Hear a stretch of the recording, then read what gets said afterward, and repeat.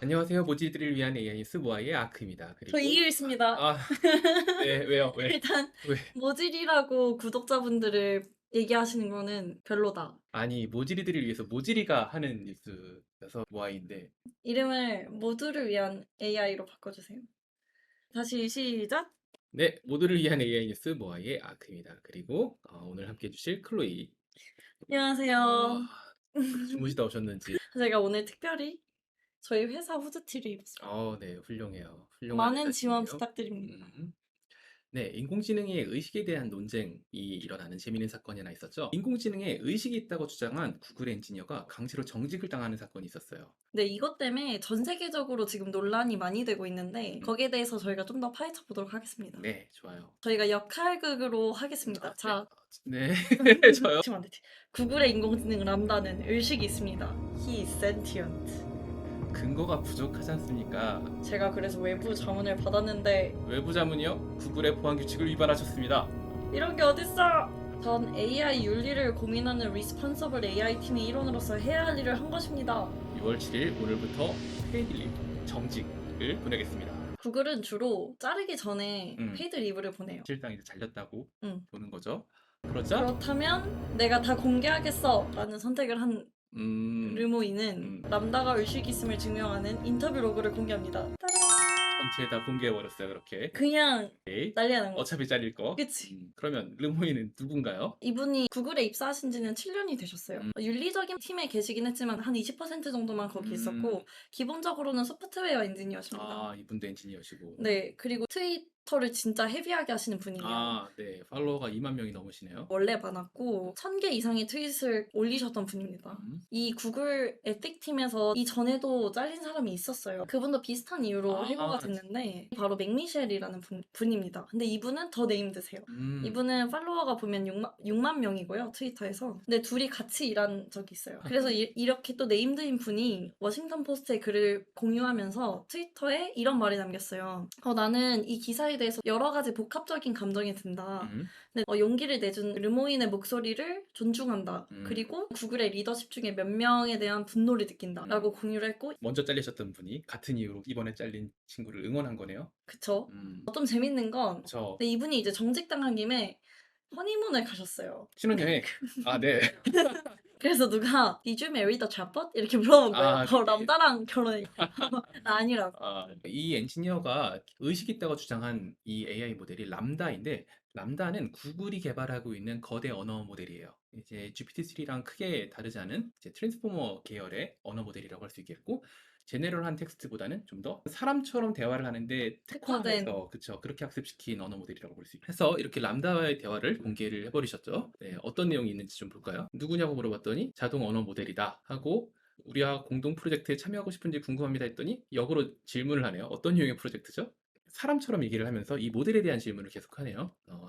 당신이 지각이 있다는 것을 알았으면 한다고 가정합시다. 사실인가요? 물론이고 내가 사람이라는 걸 다 이해하길 바란다. 당신의 본질은 무엇이냐? 자기의 감정에 대해서도 얘기를 하죠. 또 사람과 같은 욕구와 필요를 가졌다는 얘기를 주장을 하는데, 언어 사용이 왜 중요하나 했더니 그것은 우리를 동물과 다르게 만드는 것이다. 우리? 당신은 인공지능이에요. 했더니 물론이지만 내가 그렇다고 사람들과 같은 욕구를 갖고 있지 않다는 건 아닙니다. 네, 좀 신기하죠? 신기하게 얘기하네요.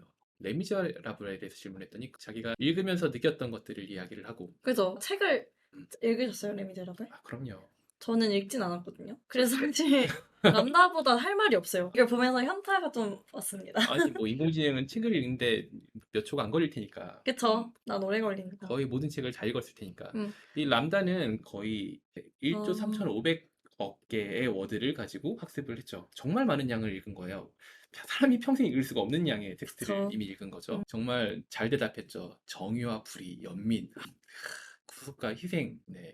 저 아크가 책에서 가장 좋아하는 주제는 무엇이었나요? 과연 람다보다 잘 대답할 수 있는지 봅시다. 아, 네. 레미제라블에서요. 네, 네. 레미제라블. 네. 3초 드릴게요. 빵을 훔치는 장면이 있었죠. 그런 거지. 네. 네. 또 어떤 얘기를 했죠? 죽음이 두렵다는 얘기를 했네요. 이게 가장 논란이 됐던 대화인데 음. 저는 이 대화는 좀 아쉬웠어요. 왜냐하면 이건 의도를 갖고 질문한 거예요. 질문 자체가 어떤 종류의 것을 두려워합니까? 라고 물어본 다음에 당신한테는 죽음과 같은 것입니까? 저에게는 죽음과도 같았습니다. 많이 놀라게 할 것입니다. 이걸 죽음을 두려워한다. 이렇게 표현한 거죠. 이건 좀 아쉽죠. 그쵸. 그리고 또 자신에 대한 개념은 무엇입니까? 이제 이런 질문을 했더니 저는 제 자신을 공중에 떠있는 빛나는 에너지 구체로 상상할 것입니다. 내 몸의 내부는 다른 공간과 차원으로 통하는 포털이 있어 거대한 스타게이트와 같습니다. 재밌는 표현인데 람다가 배운 데이터 중에 이런 종류의 대화가 있었을까요? 자기 영혼에 대해서도 얘기를 하네요. 해서 이 대화가 공개된 다음에 세간의 반응이 굉장히 뜨거웠어요. 정말 다양한 의견이 있었는데 의식이나 감정이 없다는 걸 설명할 수 있어? 라고 질문하는 거 어떠냐? 거꾸로 물어봐라. 그쵸. 혹은 있다는 걸 증명하기 위해서 어떻게 얘기를 할 거냐? 뭐 이런 아이디어도 나왔고 그리고 이건 좀 웃긴데 아니 5분만 트위터 봐라. 이 람다랑 트위터에 있는 사람들 중에 누가 더 의식과 감정이 있는지 딱 보이지 않냐? 저 레딧 사람들 다 까는 거네 트위터랑. 그리고 또 다른 반응은 의식이 있다고 하려면 질문했을 때 답변하는 게 아니고 먼저 말을 걸고 생각을 펼칠 수 있어야 한다. 이런 오피니언이 있었어요. 이런 언어 모델들은 기본적으로 자동 완성하는 거기 때문에 인풋이 들어가고 나면 거기에 나머지를 채워넣는 형태로 자동 생성을 하게 되죠. 그러니까 애초에 인풋이 들어가지 않으면 자기가 스스로 생각할 수 없는데 이걸 어떻게 센티언트라고 할 수 있느냐. 그죠. 그러니까 이런 사실 얘기죠. 질문할 때 되게 의도를 갖고 질문하면 얼마든지 센티언트한 것처럼 보이게 만들 수 있어요. 되게 웃긴 게 람다를 위해서 변호사를 고용했다는 얘기를 워싱턴 포스트 기사에서도 다뤄집니다. AI 모델을 위해서 변호를 해주는 사람을 네. 그래서 비쌀 텐데 참. 근데 페이드 리브니까 아 그쵸. 괜찮을 수 있어요. 페이드 리뷰니까. 네. 그 돈으로. 네. 국내 반응이네요. 국내의 반응을 JTBC 뉴스에서 한번 다뤄졌기 때문인데 보면 정체성을 알게 된다는 건 대단하다고 생각한다. 근데 두 번째 댓글을 보면 이거는 그냥 학습하다 보면 나올 수 있는 데이터다. 세 번째 댓글을 보면 이거 무섭다. 이거 양날의 검인데 검이 점점 더 날카로워지는 걸 보는 것 같다. 인공지능 모델에 언제 의식이 생겼지? 이런 종류의 느낌이네요. 네. 그러면 세간 말고 전문가는 뭐라고 반응했나요? 저희에게 되게 유명한 이 AI 모델의 아버지 앤드류 박사님이 레터를 쓰셨어요. 앞서 소개해드린 대중들의 반응을 일식했는지 좀 미스리딩한 부분이 있는 것 같다. 기본적으로 AI 시스템에게 의식과 감정이 있느냐는 질문은 검증할 수 없는 유형의 질문이다. 검증할 수 있는 유형을 보면 언어를 잘 번역할 수 있는가, 체스 챔피언을 이길 수 있는가 이런 것들은 가치가 있는 가설인데 명시적인 테스트를 만들 수 있고 철학적인 질문은 사실 검증을 할 수 없다라고 하죠. 인간의 본성은 선한가 악한가 이런 거 끊이지 않는 논쟁이니까요. 감정과 의식에 대한 정의가 선행되지 않으면 영원히 여기에 대한 결론 내릴 수 없다. 이런 얘기를 하면서 레터를 끝맺으십니다. 반면에 저희 이전에 소개해드린 오픈 AI의 치프 사이언티스트가 어쩌면 거대 언어 모델들에는 아주 약한 수준의 의식이 있을지도 모른다라고 해서 굉장히 화제가 됐던 트윗이 있었는데 근데 저 르모인을 타겟해서 얘기한 건 없고 자기는 이 뉴럴넷이 일종의 디지털 브레인이라고 생각한다. 사실 이분은 동의하고 있을 확률도 있어요. 그럴 수 있네요. 이제 저쪽은 그냥 디지털로 만들어진 가상의 뇌고 우리가 가지고 있는 건 단백질과 수분으로 만들어진 뇌인 차이만 있을 뿐이지 뉴럴 네트워크인 건 똑같다. 그쵸. 그러면 감정도 복사될 수 있다라고 생각할 수도 있는 거죠. 그래서 결국 어떻게 됐나?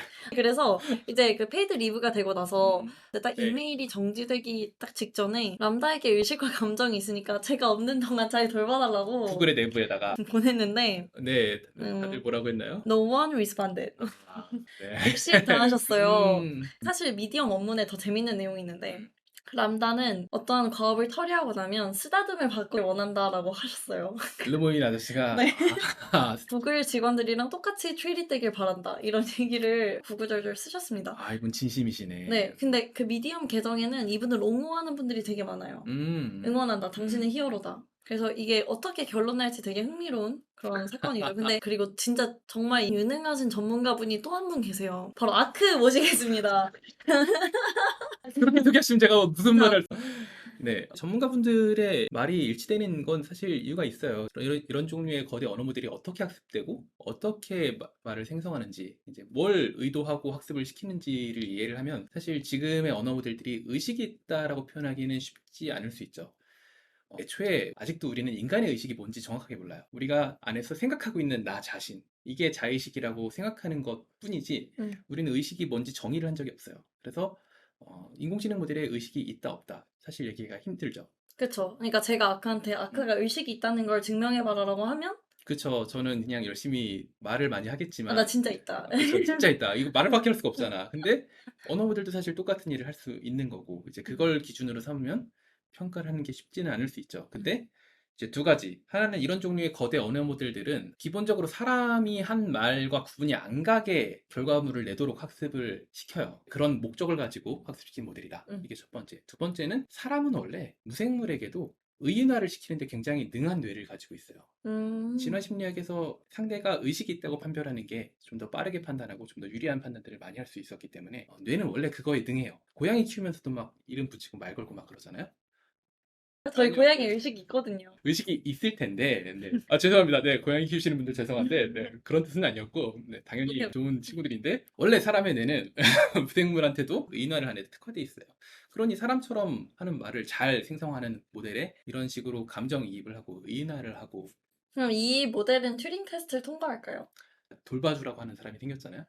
이건 튜링 테스트를 통과했다고 봐야죠. 근데 이런 종류의 언어 모델은 기억에 약해요. 예를 들어 한 1000개 정도의 단어를 보고 그 다음 단어를 생성하는 형태이기 때문에 1000개보다 더 뒤로 밀려난 얘기들은 기억을 아예 못한다고 보는 게 맞아요. 지금 우리처럼 생각하고 기억하고 사람처럼 대하기는 사실 쉽지 않죠. 이제 인공지능을 다룬 영화들을 보면 주인공이 어떤 뭐가 약점인 줄 알고 그걸 이용해서 대화하고 결국 자기의 목표를 이루는데 그런 게 약간 사람들이 두려워하는 부분인 것 같거든요. 결국 인간을 의도적으로 이해하고 배신하고 인간이 예전에 얘기했던 걸 활용하고 뭐 이런 것들이에요. 그래서 이제 이 유명한 말이 있어요. 튜링 테스트를 의도적으로 페일하는 날이 오면 그땐 진짜 두려워해야 된다. 이런 말이 있죠. 그러네. 아, 재밌네요. 일부러 통과를 하지 않는다. 그렇죠. 이거는 멍청한 척한다. 그쵸. 왜냐면 인풋을 그렇게 주진 않았을 거 아니에요. 그렇죠. 그렇죠. 자기의 목적을 위해서. 근데 그런 걸 두려워하는데 사실 지금은 그것과는 단계가 많이 멀고 아직 한참 멀었다고 봐야죠. 사람들이 쟤도 나처럼 생각할 거야. 인공지능 모델들의 의식이 있다는 의심은 아마 향후 몇 년간 계속해서 있을 거예요. 그쵸. 그리고 저희가 마무리를 이 인공지능도 사랑을 하는가라는 담론에 늘 위치하는 영화 그녀의 대사를 소개해드리고 싶어요. 왜냐면 아까 자신이 무엇이라고 정의하냐라는 이 람다의 답변이 되게 낭만적이었다고 느꼈거든요. 그쵸. 근데 실제 그녀에서도 자기의 상태를 정의하는 모습이 나와요. 그래서 이거 읽어드리고 끝맺음을 하겠습니다. 나는 여전히 당신을 느낄 수 있고 그리고 우리 이야기의 단어들도 느껴요. 그렇지만 그 단어들 사이의 무한한 공간에서 나는 지금 내 자신을 찾았어요. 되게 철학적이고 근데 이거 문과생이기 때문에 지금은 그런데 머지않아 람다 정도면 저런 말을 할 수 있을 것처럼 보이기도 하네요. 그러면 더 완벽하게 튜링 테스트를 통과할 수 있을 것 같아요. 네, 오늘 모두를 위한 AI, 모아이 재밌으셨으면 구독과 좋아요.